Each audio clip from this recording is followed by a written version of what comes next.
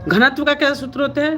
तो द्रव्यमान बटा में आयतन। घनत्व का सूत्र क्या होता है? द्रव्यमान बटा में आयतन, यानी मास डिवाइडेड बाई वॉल्यूम। मास का एसआई मात्रा क्या होता है? किलोग्राम, और वॉल्यूम का अभी मैंने आप लोगों को बताया मीटर क्यूब।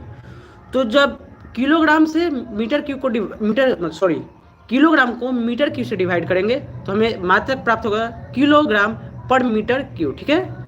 अब आप लोग से एक प्रश्न रहेगा कि द्रव्यमान और भार में क्या अंतर होता है, मास और वेट में क्या अंतर होता है? What is the difference between mass and wait?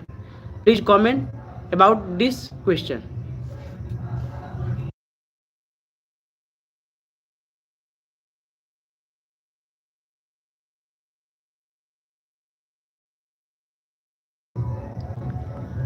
शायद आप लोग को कुछ कमी लग रही है, मैंने जल्दी जल्दी बताइए आप लोग।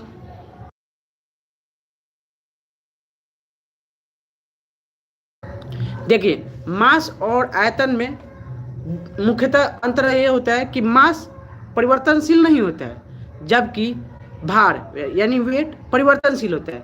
जैसे कि यदि हमारा पृथ्वी पर द्रव्यमान 40 किलो होगा, तो चांद पर जाए या शुक्र ग्रह पर जाए या ब्रह्मांड के किसी ग्रह पर हम जाए या कोई वस्तु को भेजे, उसका द्रव्यमान हमेशा नियत यानी कांस्टेंट होगा। जबकि भार यानी जो वेट होता है उसको अन्य किसी ग्रह या किसी विशेष स्थान में परिवर्तन किया जाए तो उसका भार परिवर्तनशील होगा। क्यों? क्योंकि भार जो होता है वह गुरुत्वीय त्वरण से जुड़ा हुआ होता है। भार ज्ञात करने के लिए सूत्र क्या होता है? द्रव्यमान इंटू गुरुत्वीय त्वरण, m इंटू जी। ठीक है। तो ये मुख्य पॉइंट है कि भार परिवर्तनशील होता है, जबकि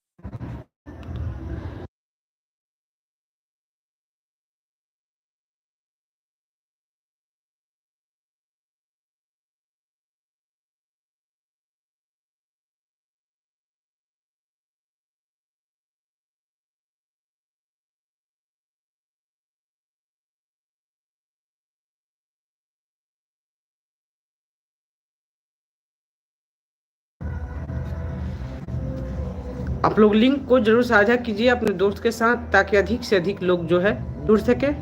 ठीक है।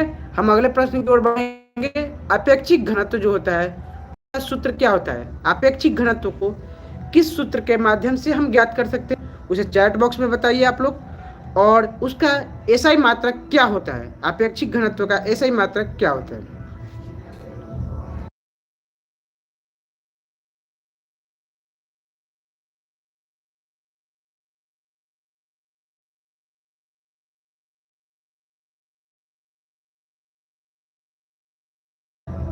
देखिए, अगर किसी पदार्थ का अपेक्षिक घनत्व ज्ञात करना हो, अगर किसी पदार्थ का अपेक्षिक घनत्व आपको ज्ञात करना हो, तो उसके लिए क्या होता है कि उस पदार्थ का घनत्व बटा बटा 4 डिग्री सेल्सियस तापमान पर जो जल का घनत्व होता है उससे डिवाइड करते हैं। ठीक है।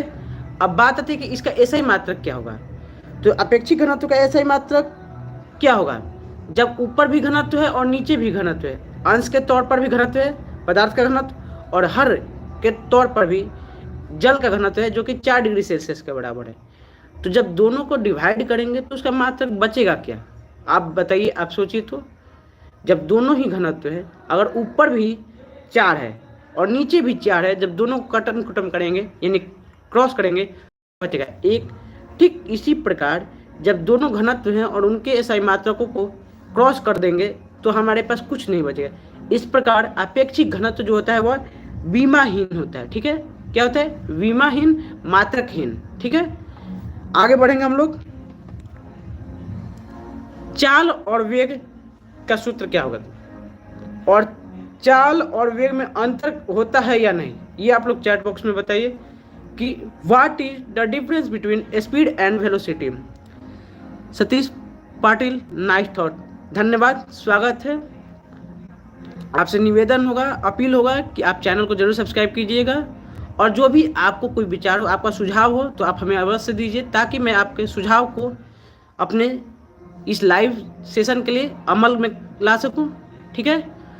तो चलिए हम लोग प्रश्न की ओर बढ़ेंगे, समय व्यर्थ न करेंगे, क्योंकि देखिए मेरा मानना है कि समय को व्यर्थ न किया जाए।